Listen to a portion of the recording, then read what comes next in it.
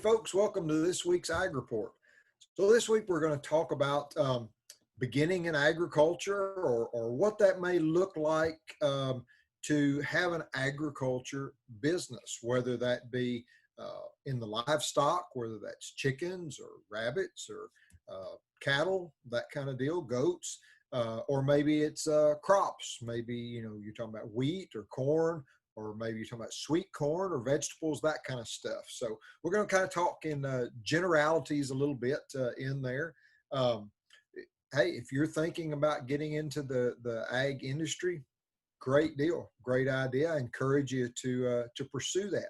So I just want to give you a little insight, some stuff that you may not have thought about that you may want to.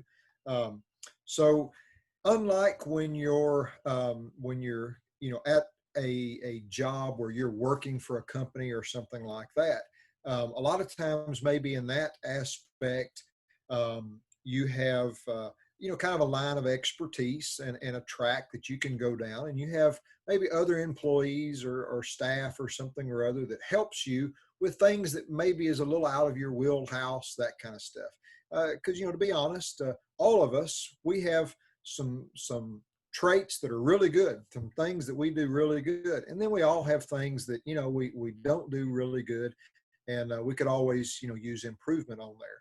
So in agriculture, when you're doing agriculture as a living, okay, notice I don't say as a job, because it's really different than anything else. It is a job, but it is really part of your life. It's not a 8 to 5. You can't just turn it off at 5 o'clock and say, I'll deal with that tomorrow, that kind of stuff. If you're talking about, livestock, animals and things like that, they have to be cared for, around the clock sometimes, and all different kinds of weather and that kind of stuff. So keep that in mind, that it is more of a life that you are leading, not necessarily an 8 to 5 job. And so, unlike, like I mentioned, about having areas of expertise and then being able to pass off to other folks, that's a little more difficult in agriculture to do. You have to be able to, I like to say, wear a lot of different hats, okay? What I mean is do different job skills, that kind of stuff. Yes, you can hire out to have folks assist you with things like bookkeepers, accountants, lawyers for doing leases and things like that, advertising, mechanicking, all of that kind of stuff. But like I said, you're hiring out and you're spending money, and those can be very expensive. And to be honest with you, there is not a lot of money in agriculture at different times. It kind of ebbs and flows. A lot of the old people will say feast or famine. And so you have to try and save what you can in those bountiful years, and try and do all that you can yourself. Because if you find yourself, having to hire everything get done, that can make for some lean times sometimes. And so what does that kind of look like? Well, depending on what kind of marketing that you're doing or selling, if you're selling to the public, that kind of stuff, you've got to kind of be an advertising executive, you might say. You've got to be a self-promoter. You've got to be able to sell your product, promote your product. You got to be, as the old timers say, a drummer, which means you've got to go out and drum up business. You've got to go walk out, knock on doors, and interact with folks, and sell yourself and your product. Another thing that may be, like say, accountant. You got to be able to figure out your budget, expenses, that kind of stuff. Do your receipts and all that, so that you can do your taxes and figure all that stuff out.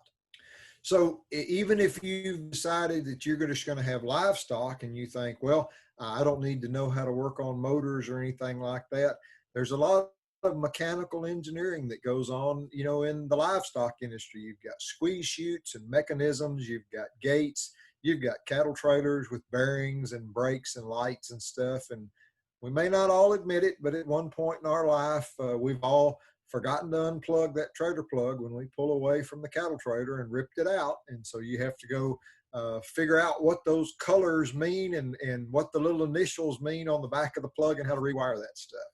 So just wanted to share with you a little bit, you know, about agriculture. If you're looking to take that step and invest in that as a life and as a business, encourage you to.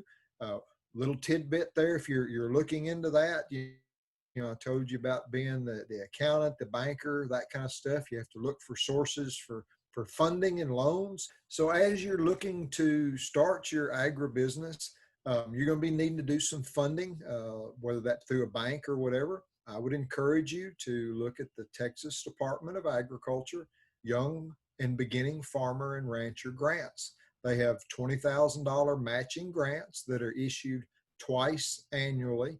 So it's a good place to start with that funding that you're looking for. Another good place to go to is your local FSA office. There's one in every county that stands for Farm Service Agency. Go in there and talk to those folks. They can also help you out with some low interest beginning loans, things like that. So I know we kind of hit a little shotgun blast of stuff, and that's just the tip of the iceberg in there. But I hope that gives you a little bit of insight to some directions that you can go and sources that you can find for good information. As always, if y'all have questions, shoot a message to the Waxahachie Sun. We appreciate you joining us. Y'all take care.